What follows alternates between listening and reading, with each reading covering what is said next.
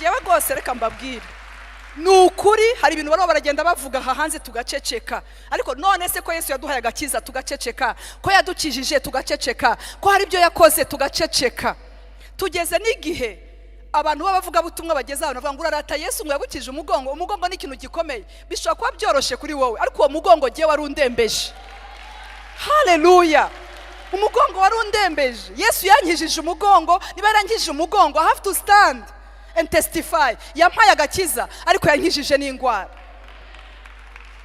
kamenshi nimwe arantwara arambwira teka dati mu cyaro cya Uganda nibiti twahuzaga gucya inzikarara yuzuye ati mpura na madame wabo ari etage murabyumva amen atari uyu munsi ntahi wanjye muri etage ati Yesu yangiriye neza haleluya hari mbega tuvuge nidutinye Bibiri avuga ngo mwibuke urutare mwasatuweho n'urwobo rw'inganzo mwacukuwemo Paulo yatanze ubuhamya aravuga ngo bene data sinifuza ko mutamenya ibyago n'amakuba twahuriye nabyo muri Efeso haleluya twahuye n'ibyago ngo tugera nkaho dupfa kandi tukireba turi bazima ngo ariko Imana yaturokoye urupfu rukomeye icyo gihe nanone iracyaturokora kandi izakomeza kuturokora ese hari umuntu wamvugira ngo imbaraga z'ubuhamya uyu munsi Paulo yatanze ubuhamya niyo mpamvu dusoma Bibiliya tugasoma ibyo yanditse ese generation y'iki gihe ko tutari kuvuga imirimo y'Imana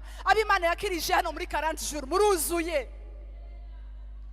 ariko pasiteri arazaga avuga ubutumwa haleluya avuga ngo ninde ufite ishimwe mukanga kubivuga kandi Yesu yarabikoze mugasigara muvuga ngo ntago bakibaha platform yo gutanga ubuhamya kandi mugatinya noneho haje social media twabivuze tugomba kubivuga tugomba kuvuga imbaraga z'Imana haleluya nigeze kwandi muri sport ndiho ndasenga mpura n'umugabo umeze nk'uwasinze ariko ndeba nabi muri kuvuga iki Irembo ryera TV Irembo ryera TV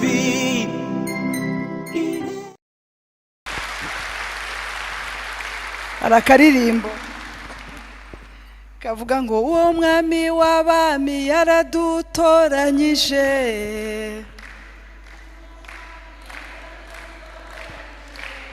mureke tumushime agira neza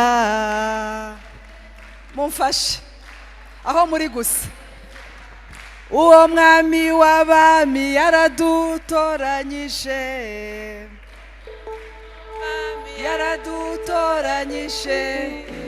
reke tumushime agira neza yageze i Remera arabatoranya agera kuri minyone aramutoranya mureke tumushime agira neza yaradutoranyije uwo mwami w'abami yaradutoranyije mureke tumushime agira neza mureke tumuvuge agira neza amashi yacu mureke tumushime amashi y'abantu bari ku karago mureke tumushime mwicariye nta kibazo mureke tumushime wicare gusa amashi gusa wicariye mureke tumuramye ushaka haguruke ariko wicarire mureke tumushime agira neza mureke tumuramye agira neza haleluya Yesu yagize neza mu bantu bazi ubuhamya bwanjye haleluya hari indirimbo nkunda buri wese agira akaririmbo ke haleluya mama wanjye akizwa yumvise indirimbo ivuga ngo yadutuye imitwaro yaduheta mishaka none tugenda twemye dutasha ati biriya bintu byose bavuze numvaga byari byarametamishije ariko ndashimira Imana ko Yesu yampaye kwema haleluya arakarimbo kavuga ngo bakobwa benshi barapfuye ndasigara wowe niki wayikoreye iyo Mana yawe wayihaye iyo Mana yawe ntacyo wayikoreye iyo ntacyo nayihaye iyo mana yanjye n'ubuntu yangiriye iyo mana yanjye. Tukatugezaho nawe yakugiriye ubuntu. Yesu ashimwe, yakugiriye ubuntu nanjye yangiriye ubuntu. Imana ibaha umugisha. Pastor, turabashimiye kuba mwaraduhaye iyi minsi ibiri yo kubasha guhagarara kuri pulpit nk'iyi. Ni riske ziba zikomeye kuko turi mu bihe bigoye. Umuntu ashobora guhagarara umunota umwe gutya agashira umusemburo wa Herode mu bantu, ariko ndashimira Imana ko nta musemburo wa Herode nazanye. Haleluya.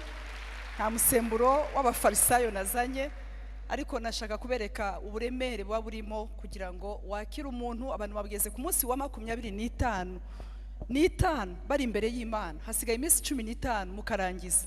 Ntabwo byoroshe.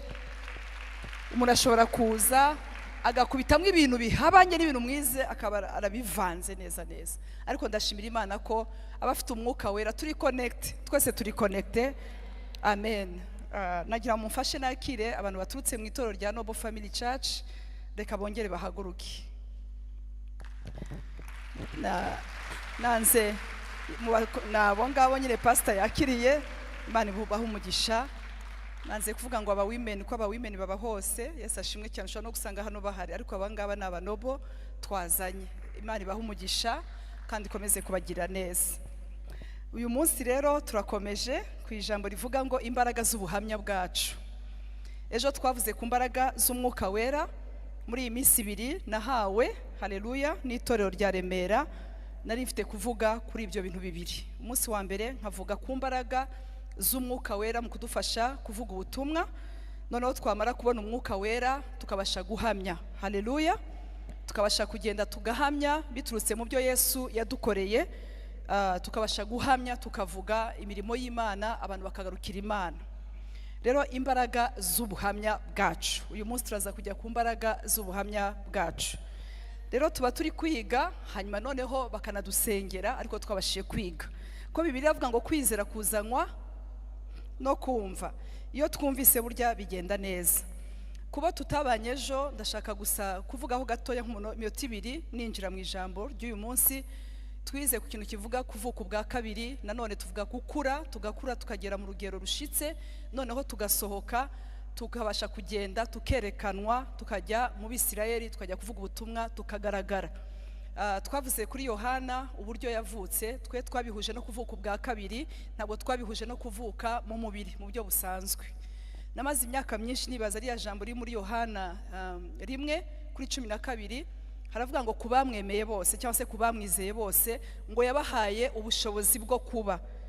Nibaje impamvu atabahaye ubushobozi bwo gukora mbere, akabaha ubushobozi bwo kuba. Amina. Ibintu by'ubwami bw'Imana bibanza gukora mu kuba mbere yo icyo dukora. Amen. Nuvuga ngo gukora ari byiza, tugiye gusohoka dukore, ariko sohoka wamaze kuba. Ntabwo uba rero utavutse. Amen. Yabahaye ubushobozi bwo kuba. Identity ni ikintu gikomeye cyane. Kuba uri umwana w'umuntu biruta icyo ushobora gukorera umuntu, kuba witwa umwana w'umuntu. Amen. Rero bakundwa, Bibiliya avuga ngo ubu turi abana b'Imana, ariko uko tuzasa ntabwo kurerekana. Uko tugenda twiga ijambo ry'Imana tukagera mu rugero rushitse, tugenda tugerageza gusa na Kristo. Amen.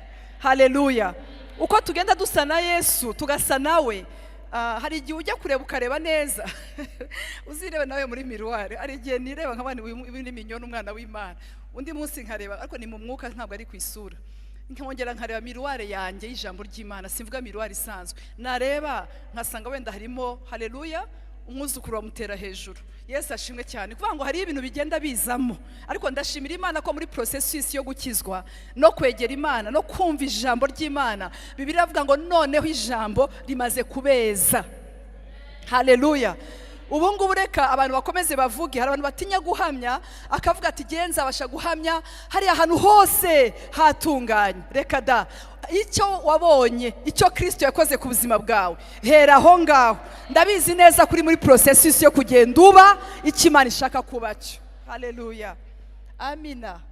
Yesu ashimwe. Mariko 3:14 ngo abatoranyiriza kubana nawe, abahamagara. He chose them to be with him and send them out. Abahamagara kubana nawe, amaze kubana nabo cyane arabatuma. Rero uyu munsi tugiye kuganira ku mbaraga z'ubuhamya bwacu, kugira ngo Kristo dutume arabanza akaduhamagara tukabana nawe. Tugiye kuganira ku ijambo riri muri Yohana 4:39 kugeza kuri 45.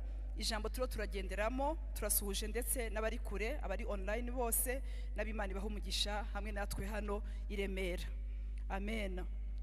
Pastor yavuze abantu kuntu bamperekeje, natwe kera twajyaga tumuherekeza atabizi. Burya yagize abantu benshi bamuherekeza atagize atabizi. Haleluya. Atabizi bakamenya aho Pastor Antoine yigishije bakahaba. Twababayemo, twabanye muri za full gospel, ndibuka hirya kuri za diplomate, ukabuze ahantu hazahagarara ukavuga uti nzagenda mpabi. Rero ubona twaragukurikiye nubwo tutabashije kubivuga cyane ku mugaragaro, ariko mu by'ukuri abagiye baguherekeza nuko tutagiye twideklara cyane, ariko barahari kandi benshi. Amen. Sinzibagirwa umunsi yigeze kwigisha hari inyuma ya jenoside yakorewe abatutsi, aravuga ati se Satani ko tuzi ko yanyuze muri iki gihugu, ati mwamenya sohoka yaranyuze, turahashakisha turahabura. Mu magambo yaba yaravuze yankozeho après nyuma ya jenoside yakorewe abatutsi, iryo jambo ryari ririmo ati nukuri twaramubonye rwose, ntabwo twese tumubona physically, atariko imirimo ye twarayibonye. Rero niba tugomba kuvuga ko yasohotse, ati mureke turebe noneho imirimo myiza n'ibintu byahindutse, noneho tumenye ko yasohotse. Ayo namwe mu magambo Pastor Antoine yagiye avuga kanoni, yagiye yigisha muri iki gihugu akomeye cyane, asana imitima y'abantu. Ikindi gihe ndibuka yigeze kuvuga ati niba ubukristo bukunaniye gerageza ubinyangamugayo. Ndavuga ni rwose. Haleluya. Ni bimwe ni byiza kwibutsa umuntu ibintu duto kugira ngo icyo gihe noneho nta nubwo twakurikira kuri YouTube, nivuga ngo wandikaga muri agenda ikintu yavuze ntushobora kuba wakibagirwa. Rero Imana ibahumugisha cyane. Ni testimony ivuga ni umunsi w'ubuhamya, ariko mwashushe tuni umunsi w'ubuhamya, tugiye vuga imbaraga z'ubuhamya. Amen. So Yohana 4, ndumva ari urugendo turahera kuri 39, ariko Yohana 4 ni inkuru abantu benshi bakunze gusoma. Yohana 4, umugore w'umusamariyakazi wahuye na Yesu. Ndumva ayo makuru. Haleluya. Ayo makuru murayafite. Abigishwa bari bagiye cyangwa se intumwa za Yesu zari zigiye gushakisha ibiryo, ariko Yesu yo kabyara yiyumvamo, niko Bibiliya itubwira ngo yiyumvamo ko akwiye kunyura ahantu hitwaga i Samariya. Ubwo abandi bajyaga gushaka ibyo kurya, Yesu aza kwihurira kuri rendezvous y'ubumana, rendezvous spécial, ahura n'umugore urushe we. Nituzigere twibagirwa ahantu Yesu yadukuye, nituzibagirwe umuruho Yesu yaturuhuye. Kudatanga ubuhamya ni ukwirengagiza ibyo Yesu yakoze mu buzima bwacu. Haleluya. Hanyuma bahuye, ndumva yanyuze aho ngaho ajya kuri rya riba aryicaraho. Siho hano ngiye kuvuga, ariko yicaye ku iriba wa mugore amenyereye. Hari ibintu umuntu abamo akumva nibyo normal, akumva nibwo buzima bwiza. Hari abantu bivuruguta mu buzima bw'ibyaha, ubuzima budafite reputation, ubuzima buri désordonné, akumva nibwo buzima nyabwo. Until you meet the right person, ashobora kuguhindura nka Yesu, akaguhindura ukavuga uti noneho kweli ibyo narindi mumenye ko biri fake. Iyo umuntu ari mu bintu bisanzwe amenyereye agira ngo niho umucyuri, ariko iyo umucyo wahageze ntihamenya ko yari mu mwijima. Uriya mugore rero asanga Yesu yicaye kuri rya riba, hari saa 6 ku zuba. Nshuti yanjye ntuzibagirwe izuba Yesu yagukuyeho. Ubu ndiho ndabwira minyoni, nanjye mfite izuba ryanjye. Hari izuba hano hanze, hari izuba ribabura. Ubundi izuba ni ryiza, riradufasha. Murabyibuka no mu gihe cya COVID-19 baravuga ati musoke gato mwumva akazuba. Turavuga izuba mu buryo buri positive sava, ariko izuba ry'icyaha, izuba ry'isigoranye, iyi si dasakaye, hari izuba riteye ubwoba. Ariko bahura kuri ayo masaha abandi bose batamenyereye. Yesu bagirana ikiganiro. Kugira ngo uzabashe kugira ubuhamya bwa Kristo, ugomba kubasha kugira encounter. Mu cyongereza ni encounter, ni uburyo ushobora gusabana nawe cyangwa se mukagirana ikiganiro cy'umwihariko, bikabasha kuva muri crowd bikajya muri wowe mu buryo buri personnel, ukabasha guconnecta na Yesu bya bien. Amen. Hari gihe tubigisha bigasa nkaho twabibapompye ariko bitabagiyemo, ariko hari umunsi umwe, haleluya, umuntu akonekta na Yesu, bagakonekta bien. Uyu mugore nta wundi muntu wari kumubwira ngo yakuruhuye, kuko icyo yamuruhuye yarakize. baraganira bakorana ikiganiro sinshaka kugitindaho kugira ngo amasaha yanjye n'iminota yanjye itaza kugenda kuko mu kanya saa moya ziraho zigeze saa moya n'igice zigere ariko baragenda baraganira ariko bimwe mu bintu baganiriye hari byo navuzeho gato ejo aho Yesu yamubwiye ngo twebwe abayuda dusenga iyo tuzi ariko mwebwe murasenga mugasenga mu kigari mugasenga of course nka routine ni kuvuga ngo muramya aho musengera kurusha uwo musenga amuvuge amina bene data abantu benshi baramya idini rya akabasha kuramya pastor we akabasha kuramya altar yamenyereye ahantu yamenyereye akavuga ati ariko uzi kuva turi mushiha tugakomeza ibujumbura ririya dini ryanjye hari umuntu nigeze kubwira ibya Yesu arambwa ati minyoko bindyoheye ariko jewe niga ari musenyeri yishuye ni musenyeri namwe ibintu ndonda kubwira ntaho bihuriye no kuva mu idini rya musenyeri ubwo ni muri Gatolika Yesu ashimwe cyane ati nibo bishuye amashuri ati batugiriye neza ati kuva tukiriza izaza turi hehe nibo bakoze ibintu byose ntabwo nahemukira idini ntabwo Yesu yaje ngo duhemukire amadini yacu Yesu yaje kugira ngo imitima yacu ibashe kumuyegurira muvuge ngo amen ndashaka kumva haleluya oya ndashaka kuvuga ngo Yesu ntabwo yaje guhombesha amadini kuko yabwiye n'abantu yasengeye amaze kubasengera ari 10 bakira ibibembe arababwira ngo nimugende mwiyereke umutambyi Yesu ntabwo yaje gupiya amasengero Yesu yaje gutanga icyo amasengero adafite Yesu yaje gutanga ikizatuma tuba mu masengero neza muvuze haleluya noneho remera ndumiwe haleluya mukomeze ndumva remera byakomeye muvuge ngo amen amen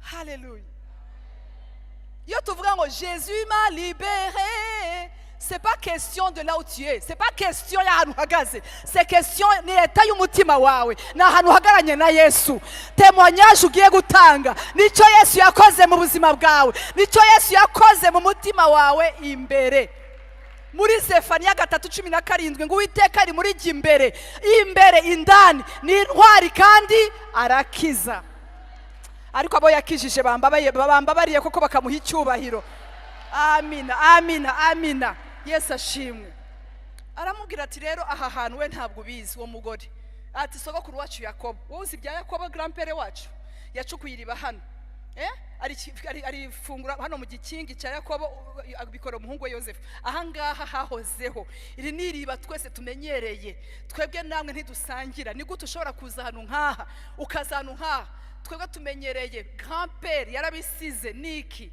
Yesu aramureba aramubwira ati igihe kirageze cyuko abasenga data batavuga ngo bamusengeye kuri musozi cyangwa aha c'est pas question ya kanyarira yego kanyarira hashobora kukumara stress biturutse nuko ni emotional healing ariko ntabwo ari spiritual healing mwavuge ngo amen genda byemera ko ushobora kuzamuka umusozi na Yesu yazamutse imisozi ariko yabikoraga with a purpose ntabwo yajyaga kuramya umusozi yajyaga guhura n'Imana kuri uwo musozi tandukanya umusozi n'Imana ku musozi ndumva ndyohewe rero kandi ubu ndanezerewe rero kandi ubu ndishimye minyone haleluya umugabo witwa Yakobo ahantu hitwa Beteli yarahageze ahitwaga Luzi afata ibuye iryo buye yabonaga ari ibuye rimeze nkandi aritoranya mu yandi mabuye arangije sinzi ukuntu ntabwo yamenye ibyo ari byo arariryamaho ariko iryo buye yariryamyeho atangira kubona abamarayika bazamuka n'abamanuka agira encounter arasabana abona ijuru rikingutse abona ibintu bidasanzwe aho hantu aravuga ati aha hantu ni hatari aha hantu hari Imana sinarimbizi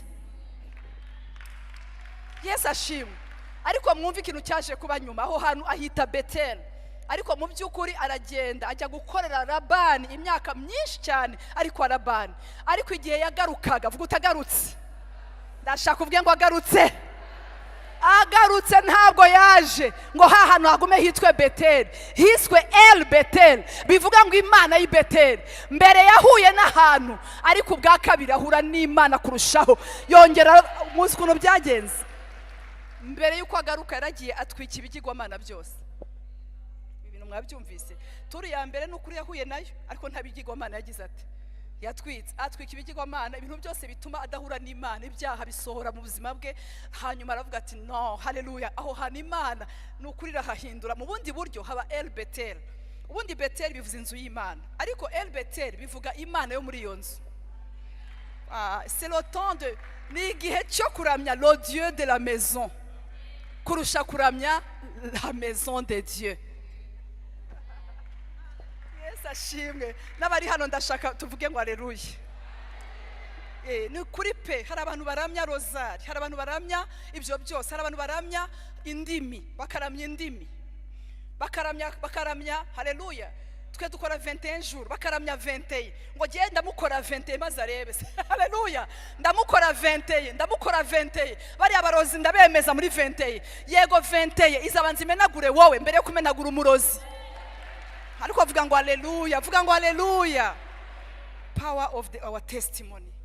Uyu mugore amaze guhura na Yesu, umva mbabwire, muziko Yesu ndadonda bisimbuka, muziko yamubwiye ngo ngiye kuguha amazi ku buryo utazongera kunyoterwa. Koreka nkubaze inshuti yanjye, iyo nyota uhorana ubu koko mbabare mwarahuye kuri wa mugezi cyangwa ibi bintu biba une fois pour toutes. Agakiza ntabwo ushaka kukadiliwa, agakiza ntabwo ushaka kukongera, agakiza ntabwo ari steak bashiraho ibirungo.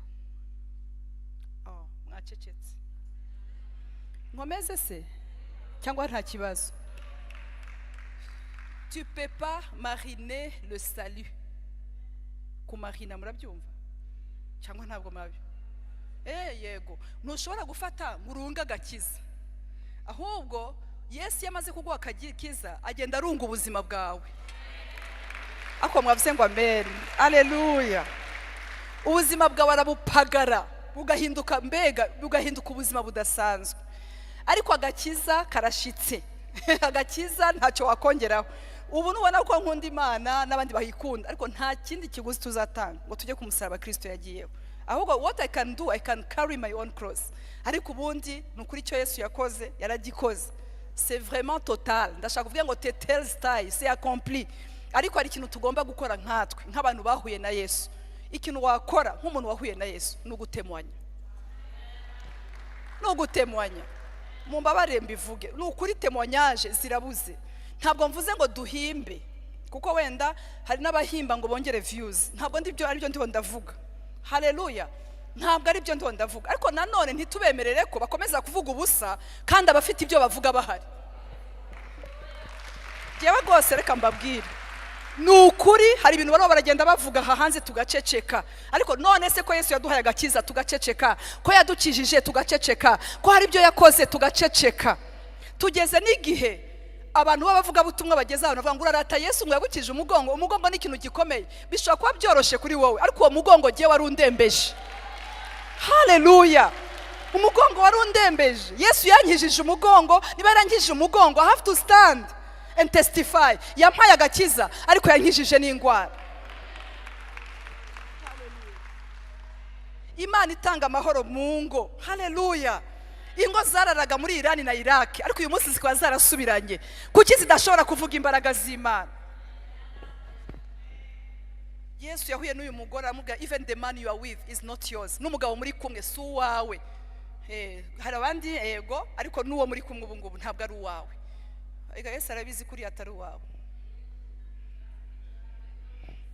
Yesu arabizi ko ako kazi ufite atarakawe. Niba tubwe naragasambani yarabizi. Niba naragiye bagusha no kudasambana ugakora icyo bita moral corruption. Ugakora byinga ku buryo ukoresha corruption ugatwara umwanya wundi muntu. Yesu arabizi rero. Aramuga ati n'umugabo muri kumwe nuko ndakurahiye mada si wawe. Ariko Yesu we, Yesu avuga amagambo akomeye. Ayo magambo yavuze gutyo ukabibwira umuntu gutya ntabwo mwazongera guhura. Ariko uyu mugabo gore yahise avuga n'ukuri byo vuze, ahubwo umuhanuzi wa hatari. Ariko uyu munsi dushaka abahanuzi batubwira ngo amavuta ariyongere ngo n'amataraje ngo n'inka zirara, ariko Yesu yaramubwiye ngo n'umugabo muri kumwe. Bwa mugenza ngo ubwo n'ubuhanuzi bukomeye. Haleluya. Yesu yaramufoto yaramuga ati n'ukuri, ariko Yesu ntabwo yabivugaga nabi, baraganiriye utikiganiro. Dufite ikibazo uyu munsi cy'abahanuzi bakanga abantu pastor. Aravuga ngo kuva ngikorera Imana ngo urabesha ngo accident ngo imanutse hariya hepfo. abo bantu badukanga bakaye ngo ari abacwezi gusa. Haleluya, Yesu ashimwe cyane. Bene data n'ijambo ry'Imana, hano Imana igenda ihugura abantu, iravuga ngo hari icyo mbashima, yarangiza ngo hari icyo mbagaya. Ariko iyi Imana ihora igaya idashima. Ariko Mana ya Isirayeli, n'itorero ririya rya ntuza rya Efeso, nukuri ndabashima ko mugerageza ibi n'ibi, atariko ryari icyo mbagaya, nuko mwaretse urukundo rwanyu kwa mbere. Ubundi rero mwihane kugira ngo n'igitereko cy'amatabaza kitaza kubavamo, bega kitavaho. Agatazana ibintu bikaze, ariko yabanje no kubashimira utwo bakoze. Amina. Yesu ashimwe. Aramuga ati uwo muri kumwe si uwawe, umugore ati nukuri pe. Ariko umugore amaze guhinduka ati kibindi bene data. Umuntu uzahamya n'umuntu wataye ikibindi. Hari abantu bamaranye imyaka ibibindi, sinzi hari aho bakumenyereye, hari aho wicara, icyo ni ikibindi cyawe. Hari amagambo uvuga, icyo ni ikibindi cyawe. Hari ibintu bikurimo, icyo ni ikibindi cyawe. Ariko uyu mugore yataye ikibindi. That was a sign, cyari ikimenyetso cyerekana ko ubuzima bwanjye uwo narindi wejo muranzi muri uyu mudugudu. Vuga ngo tuba turiga ku mbaraga z'ubuhamya. Muranzi muri uyu mudugudu. Ariko iki kibindi muranzi nkikoreye saa sita. Iki kibindi uribaza amasaha ntabwo babivuga, ariko abakora za commentaire bavuga ko ari amasaha yangaga guhura n'abagore babari abagabo. Uzi kugira ngo uryaba n'umugabo utari wawe ikiritima kigakubita bubu. Muri abantu bakora ibyaha, ariko vuga ngo natwe turabanyabyaha, ntabwo tugiye kwigira bera, ariko tuvuga ukuri bene data, abantu bakora ibyaha. Uzi ko umuntu amara gusambara agata yumva imodoka igiye kugwa hano Nyabugogo, ayitwaye akumva igiye kugwa. Urumva niyo mpamvu banaguhanurira ugahamuka. Ugiye gupfa ukavuga ati Imana uranyishe cya kintu nakoze kwa kane uranjyanye, noneho wapfuma n'abantu batarakizwa. Ariko abarokore abarokore ntabwo bajya tuye tuvuga ukuri. Icyaha, reka mbabwire, icyaha Imana irababariye ibyaha pe, ariko les conséquences z'ibyaha. Ndashaka kuvuga noneho icyo gusambana. Bimwe bavuga ngo ibyaha birangana, ariko icyaha gikorerwa mu mubiri noneho kikaza kikica ingoro ya Kristo, kikica ingoro ari we mubiri wawe. Icyo ngicyo kiraza kikagutera ubwoba, ejo habyimbika ibyimba hano ukavuga uti kiraje, kandi wenda wari ufite ibindi bintu bisanzwe, ariko ugahora wikanga, ukikanga icyabyimbye mu kwaha ati kanseri ngiyi ndayumva, ati wa mugabo icyo nkoze. Mwahuye ryari? Mwahuriye ahantu abantu batari, ariko urahahamutse. Ako vraiment ndizeye ko ntari kuvuga ibintu byinshi. Ururimi rwanjye muragumva, Kinyarwanda cyanjye kiri kumvikana. Nibyo basivuga ngo ngiye guta ikibindi. Reka mbabwire, iki kibindi yari amenyereye kuvomera mu kibindi, ariko Yesu aje ashaka ko avomera mu mutima we. Sibyo? Muri make kino kibindi gishobora kumeneka anytime, ariko ibintu nshaka kuguha si ibintu bashira muri kino kibindi kiri apa. Ikibindi gikomeye no mutima wawe, ikibindi gikomeye no mubiri wawe. Haleluya. Hariya mu Baroma 12 ngo imibiri yanyu ibi bitambo bizima kandi bishimwa. None se ni bizima kandi bishimwa. Amen. Nivuga ngo iyo Yesu yagiye mu mutima akora no ku mubiri, agira no kuri izo hormones. Narimze hormones ariko adaimze hormones babyita imisemburo. N'imisemburo yigeraho. Mumwe ntabwo mubizi ngo imyaka maze ngo ndi single parent, ndi single mother, ngo none ntabwo uzi ngo ibintu biba binzamukamo bigakubita gutya, wajya kwa muganga nawe agahita bikonfirma ngo ukeneye umugabo. Umugabo wako pastor uzabaganga ibintu babwira abantu ukeneye umugabo nawe ndurapfuye. None uri umusingle parent w'umugabo akakubwira ati prostate iraje utirwanyeho urebe uko bigenza. Ariko ntabwo muzi ko amaraso ya Yesu ari cyakora. Haleluya. Amaraso ya Yesu. Dufite abahamya batubanjirije hano, dufite aba single parents uyu munsi barinze basaza bambaye otalon kubera ko bavuye mu byaha, ariko ndababwije ukuri barinze basaza. Haleluya. Bari muri za tukutendereza Yesu singabo. Haleluya. Haleluya. Banezerewe. Amen. Hari umumama w'umukecuru afite imyaka 97 yarambwiye ngo banyandikiye kureka amata minyo, ati ntayo ndi bureke, ati Yesu nakurikiye kuva kera za gahini sinareka amata, ati aba bantu nabambahaye ntuza. Haleluya. Guhora mubye ati mama waretse amata ntacyo urwaye ariko reka amata, ati jewe ati sinigeze mba umutindi kuva nyikizwa.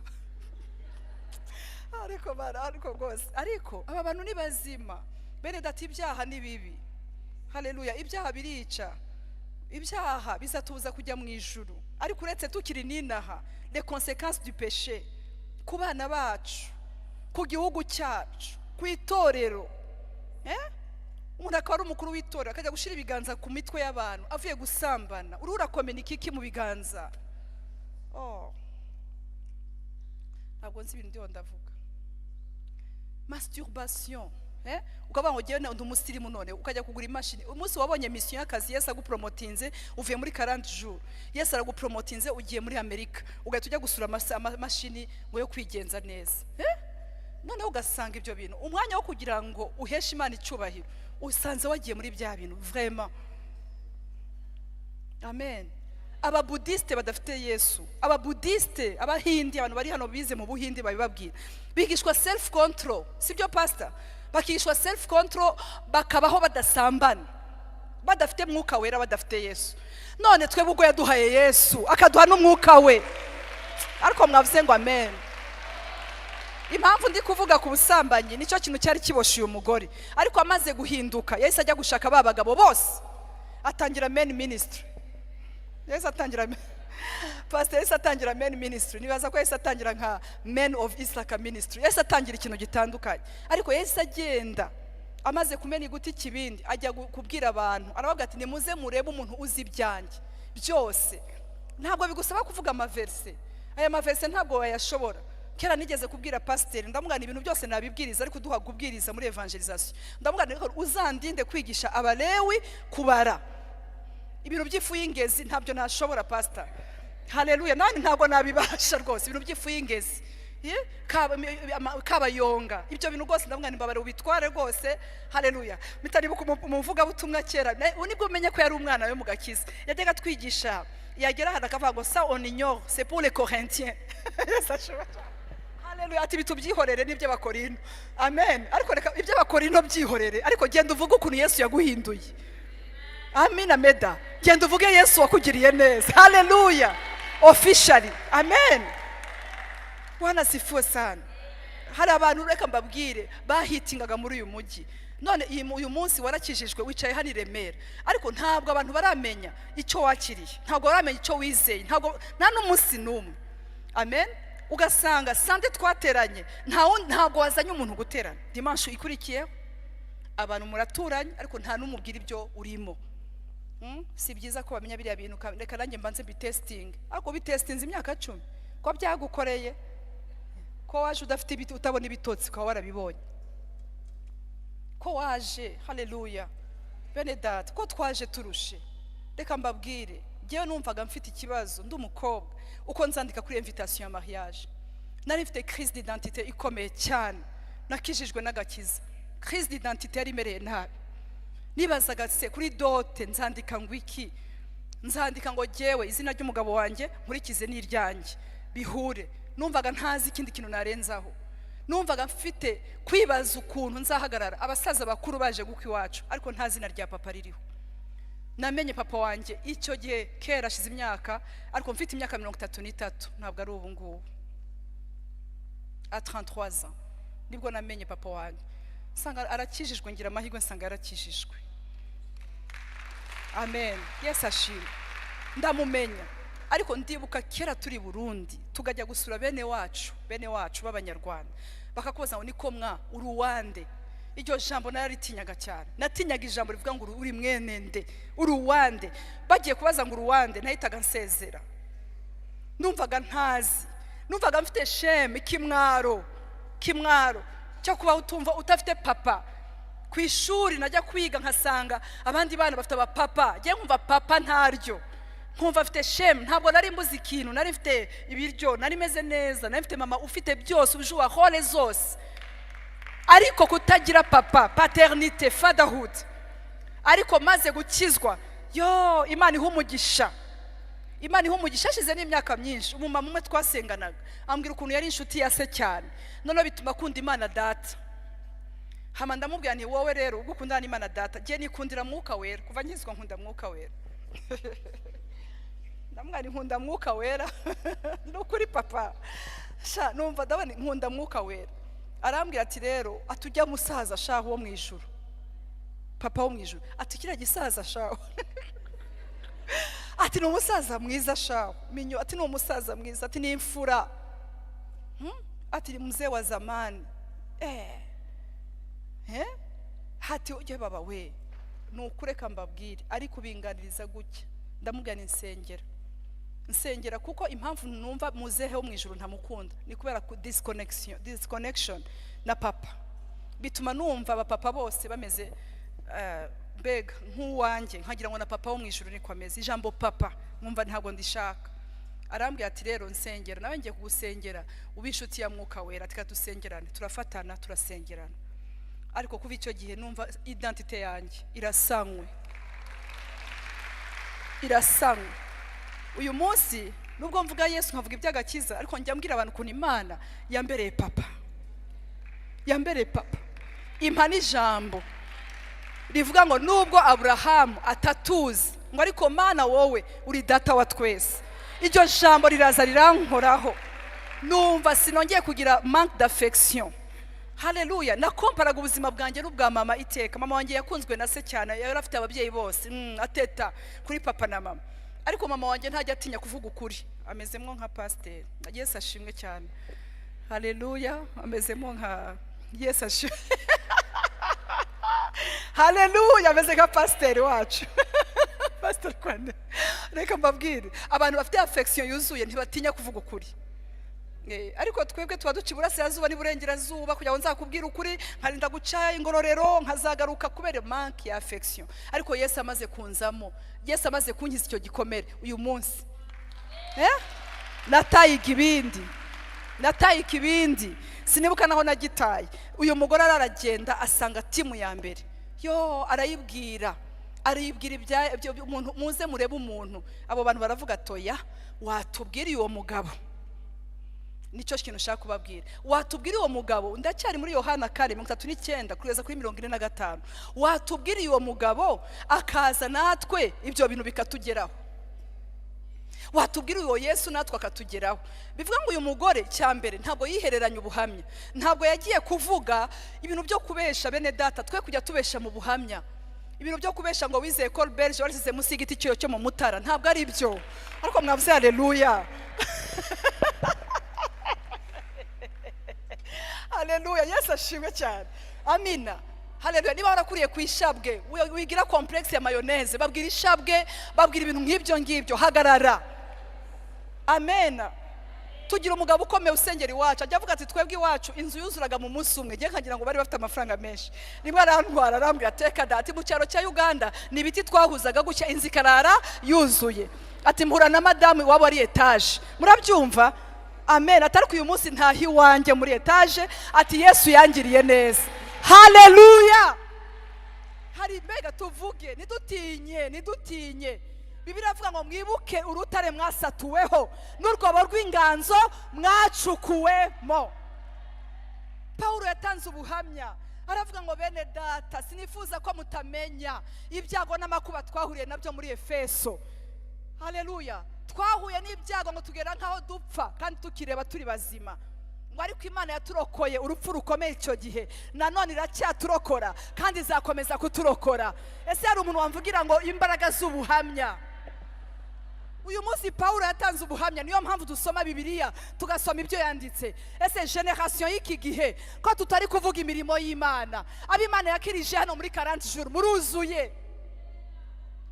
Ariko pasiteri araza agavuga ubutumwa, haleluya, avuga ngo ninde ufite ishimwe, mukanga kubivuga kandi Yesu yarabikoze. Mugasigara muvuga ngo ntago bakibaha platform yo gutanga ubuhamya kandi mugatinya. Noneho haje social media, twabivuze tugomba kubivuga, tugomba kuvuga imbaraga z'Imana. Haleluya.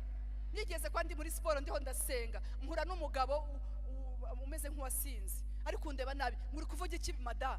Ndamubona ndiho ndasenga, naye ndahamya ndiho ndasenga. Ndi muri siporo mfite akantu ndiho ndasenga, ko nawe yari yuzuye inzoga, we ibyo yari yuzuye ntiyarabizi se. Noneho ngabona ari arankanga. Haleluya, ari arankanga. Bwana sifiwe sana. Nibaza ko igihe kigeze ngo abakristo duhamye. Muri Revelation 12 ibyahishuwe 12:11, haleluya, haravuga ngo bamuneshesheje amaraso y'umwana w'intama w'Imana n'ijambo ryo guhamya kwabo. Ariko bavuze ngo n'ijambo ryo guhamya kwabo. Ariko reka mbatera inkuru akantu tujya twibagirwa kuvuga. Ako kantu ndabizi ko abarokore benshi bajya batinya kukavuga, ariko ako kantu karimo ni Revelation 12:11.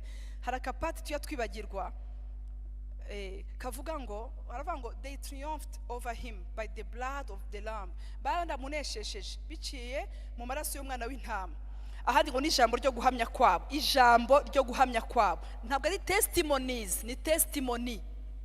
Ni ubuhamya bwawe bugahura n'ubwa minyoni, n'undi akazana ubundi, na pastor akazana ubwe, noneho ubwacu twese tugahura, buri wese afite testimony. Amen. Umva akantu kari hepfo tutakunda kuvuga ngo they did not live their lives so much. They did not love their lives so much. Ngo ntabwo bigeze bakunda ubuzima bwabo cyane.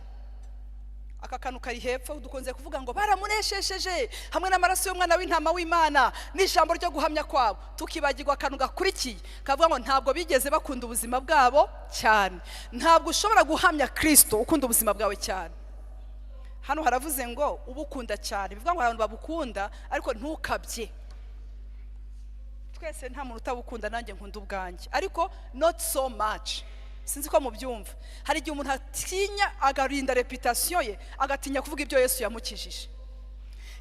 Ubu koko mwene musinga koko ngiye kwiyandarika, none ugasanga twazanye ubwoko naho tuva mu bintu by'agakiza pastor. Urumva ugasanga umuntu ngo n'umunyenyanza, kubera ko avuka inyanza rero ngo ntabwo yavuga ibintu kumugaragaro. Bajya babimenya. Ntabwo tuvuze ngo ujye kuvuga amabanga y'urugo rwawe, kuko hari ibintu basigaye bavuga bitavugika. Hari ibintu abantu basigaye bavuga ngo narindaya umumama afite abuzukuru n'abakwe, ngo narindaya ngo ikuyemo 7. Ntabwo ari ibyo ngibyo. Genda uvuga ibyo Yesu yakoze. Genda uvuga amahoro Yesu atanga. Ikindi niba yaragukijije ingwara bivuge. Ikindi niba yarakuvanye ku cyavu. Cyane numva abantu bapfa by'ubuhamya bw'abantu ngo Yesu ntabwo yapfuye ngo tubona kawunga. Bene data bari ntabwo Yesu yapfuye ngo tubona kawunga. Ariko niba uyu muntu atarabonaga ni posho, ariko Yesu akaba yaramugaburiye. Amen. Wenda jewe iwacu n'ukuri nta biryo twigeze tubura, ariko niba uriya muvandimwe hari ibiryo batigeze, amaze kujya muri Yesu akamugaburira, kuki atakwivugira Yesu ko yamugaburiye? Erega ishimwe ry'umunyonzi ryumva n'umunyonzi. Murashaka ngo bigende bite? Uyu mugore yagiye abwira abagabo muri groupe ati umuntu wavuze ibyanjye nguyu yabivuze byose. Baravuga ati uwo muntu turamushaka. Yesu araza ngo asibirayo kabiri. Uti kabiri? Arabigisha asibirayo kangahe? Kabiri. Uzi kuntu Bibiri ivuga ngo abo bagabo barizera, bamaze kwizera abo bantu barizera, bamaze kwizera ngo n'abandi nyuma yabo barizera, n'abandi nyuma yabo barizera. Nivuga ngo ntabwo byahagaze, ni movement yakomeje biciye mu mugore umwe gusa. Hakurikiye abagabo barakizwa, umudugudu wose ugira gute? Urakizwa. Wavuze ngo umudugudu wose urakizwa. Ya 41 niho naringeze, nagiye mvuga vuba kugira ngo ntagenda soma hasigaye iminota 10. 42 haravuga ngo maze babwira uwo mugore bati noneho si amagambo yawe yonyine aduteye kwizera. Murabyumva, uyu mugore yarababwiye ngo umuntu wavuze ibyanjye, ariko baravuga ati uwo muntu wamutwihereye. Muri make wa mugore we, nitwomeza kumvira Yesu muri wowe twabyumva igice. Hari abantu bakunda kumvira Yesu mu bandi, ariko wamumenye nawe koko, wamumenye. Baravuga ati mada uramutubwiye turumvise ko kwizera kuzagwa no kumva, ariko ntabwo turi bukomeze kumwumvira muri wowe. 42 ntibakomeza kumva muri uwo mugore wenyine. Noneho si amagambo yawe yonyine, babibwira umugore batanga témoignage. Ntabwo ari amagambo yawe yonyine, kuko hari abantu ajya azana umuntu hano akamuzana guterana hano ku giporoso, wenda niho turiye katuvuge, yazashaka kuba atahashaka abo yahazanye bose akabajyana.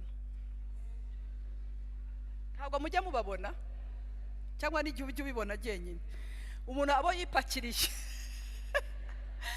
Yesu ashuka cyane, yajya no kugenda akagira gute, akavuga ati Chantal nige wamuzanye. Clotilde, erega bari n'abakristo bajya babihamya ngo uriya burya ntabwo ari kuba hano atari giye uhamugejeje, burya warakoreshejwe, ariko burya ni Yesu wamuhamagaye. Ariko mwambabare tukaganira bakunda. Amen. Yesu ashimwe. Ibintu byo gufata abantu ba Yesu tukabiyitirira ntabwo ari ibyo. baramubwira ati ntibakomeza kwizera Yesu biciye muri wa mugore wenyine. Amen. Hari abantu baje ku Kimihurura bumva umugore witwa Minyoni, ariko bahageze ntabwo bakomeje kumwizera muri Minyoni. No. Twarababwirije bamenya Yesu. Uyu munsi bamwe bari mu mahanga ntabwo tukiri kumwe, ariko igikuru Yesu bizeye baramugendanye. Yesu ntabwo yasigaye ku kibuga cy'indege, baramutwaye. Haleluya. Biravuga ngo mwaherewe ubuntu namwe mutangire ubundi. Usko abantu bagira ubugugu kugeza ku bya Yesu. Who are you to say ngo abantu bari under your wing? Kwa jinara Yesu. Ko mwamena Yesu ashimwe cyane. Ndumva reka tukomeze. Ngo noneho se amagambo yawe yonyine. Yego twahuye nawe, ariko noneho se amagambo yawe yonyine aduteye kwizera, kuko natwe twiyumviye. Natwe twagize gute? Ni bande biyumviye ibya Yesu? Ni bande bari hano babyiyumviye? Haleluya. Ibintu wiyumviye ubihamya neza. Nibyo naraye mbabwiye last night. Ntabwo ushobora kurira bombo kucyo uyirya umwisashe. Wakwiye mwisashe ukarya ibombo yose. Yesu yo rero iyo muririye mu wundi muntu umenya gace, ariko Yesu yo muhuye agera hahandi utashobora no kubwira umuntu.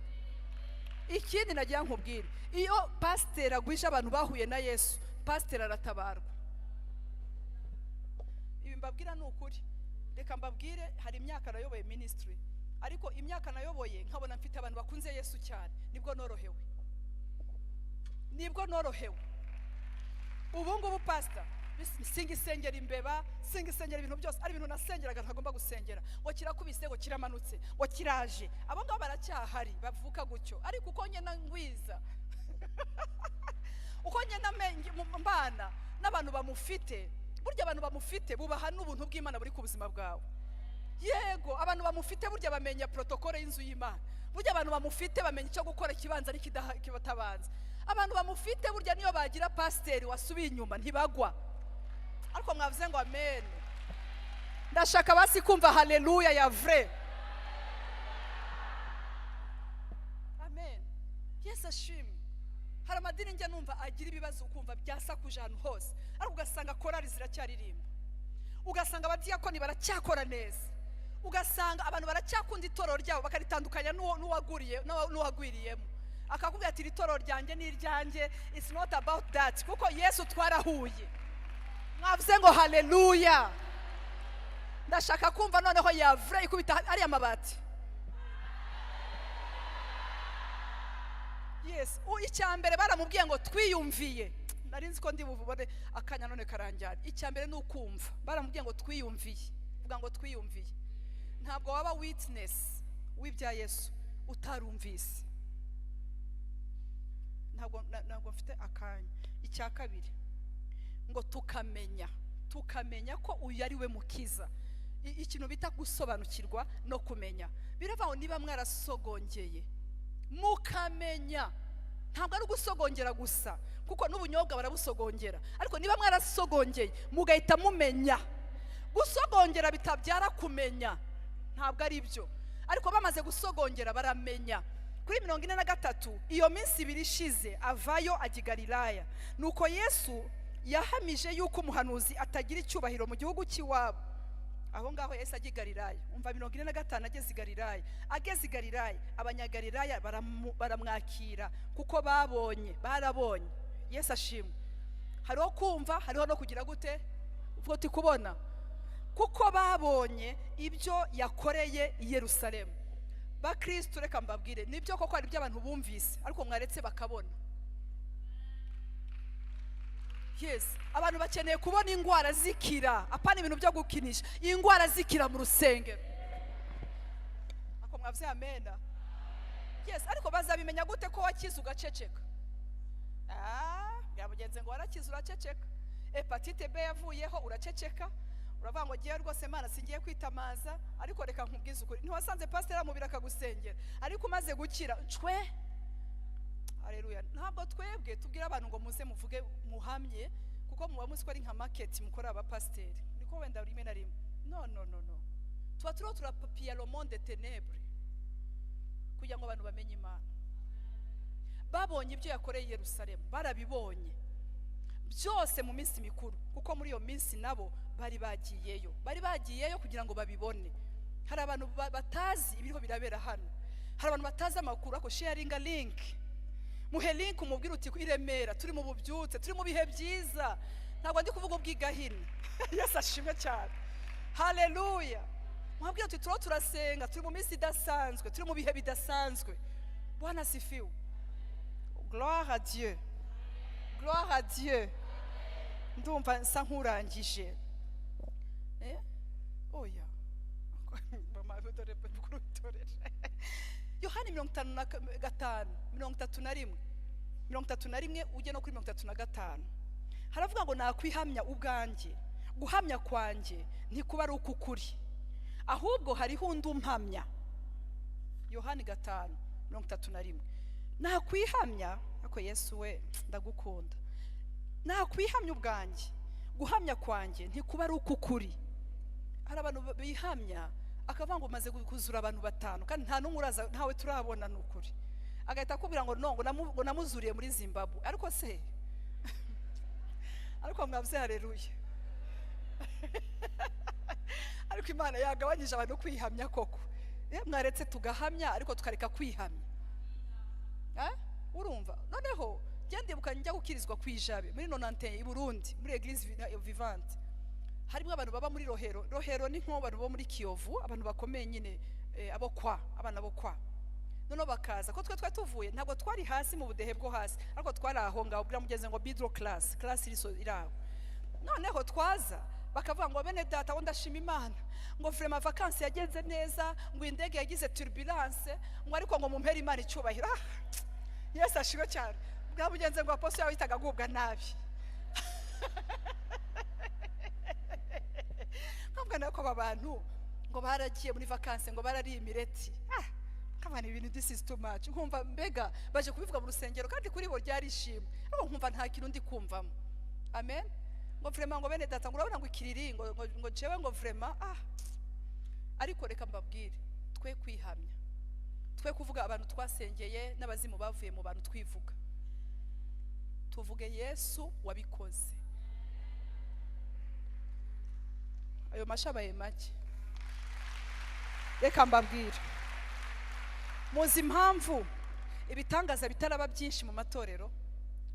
Petero na Yohana babanye muri competition, buri wese ashaka ko igitangaza kimwitirirwa. Nicyo kibazo itorero rifite uyu munsi, buri wese ashaka ko igitangaza kitirirwa iwe nawe, ariko igihe kitaritirirwa Kristo bizaba bicagase.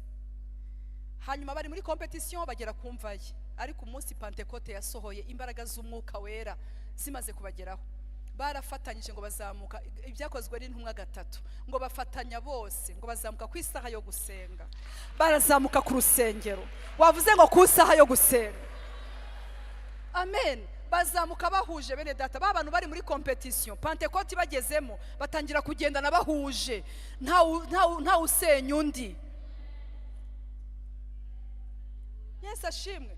Barazamuka ku isaha yo gusenga, barebye wa muntu baramubwira ati dutumbire. Bari hamwe. None igitangaza ntabwo cyari cya Petero cyangwa se cya Yohana, cyari igitangaza cya Yesu. Amen. So nibyo bintu bizatuma abantu bavuga ngo n'ukuri Yesu yarabikoze. Abantu bazakira mu materaniro bayoberwe n'ababashizeho ibiganza. Ariko uyu munsi turamya bavuga butumwa baza ngo runaka yaje ngo abantu bakize ingwara, kandi zirakira buri munsi, ariko kuko uwo muntu yivuze ukajya ngo nibwo bakize, barakira. Ariko mwavuze haleluya. Iki gicaniro Yesu yasize amavuta, turakizaho tugakira, turakizaho tukabohoka. Amavuta Imana yashize aha hantu arakora. Mvuge simvuge, muzi ko Hana atahinduye church ngo abone igitangaza? Ntabwo yahinduye church. Umuntu wamaze gukura, c'est pas question guhindura church, c'est question kumenya ukorera. Ndababwiza ukuri. Bwana sifiwe. Avuga amina ya vrai. Hana urebye uriya musaza Eli, tuvuze ukuri ntiyarashaje uriya mugabo. Yarashaje. Unamurebye neza ranyonjya mukura mu mwuka, ari njya nkurura nkatekereza ukuntu Vashiti yasaga. mbega nkara nk'umuntu basa na vashiti nk'abandi vashiti ashobora kwerasaga kuri mumbabarire guca imanzi. Yesu ashimwe cyane, amen. Ariko nkumva hari abantu bashobora kuba bameze nka Eli. Hari umuntu ujya kureba ukabona ari hararirimba akuze adafite imbaraga, apana gukura bisanzwe, gukura mu buryo bw'umwuka, mbega ubona ashobora no kuba ari umujene ariko akoje kanaririmye ngo kwirembo uyu muntu koko ari busengera abazimu bavemo. Si uko bimeze, reka mbabaze. Eli ko yarameze atyo, umugore ntiyatanye igitangaza.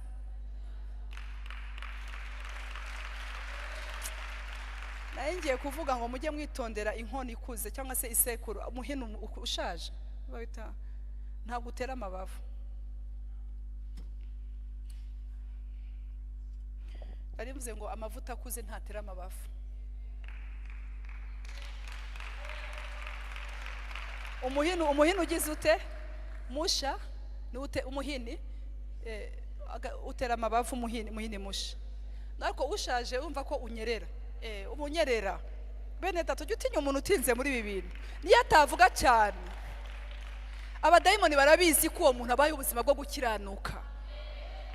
Imana ishobora gukora igitangaza through him. Church ya Shilo yarimwe amavuta, uti Shilo church. Shilo church yarimwe imbaraga ziteye ubwoba. Ariko Hana nubwo uyu musaza yabonaga nta kigenda, ariko yatashe agiye guhura n'umugabo bicamo. Ariko biciyemo yasubiye gutanga ubuhamya he? Ntabwo nabumvise yasubiye kubutanga he?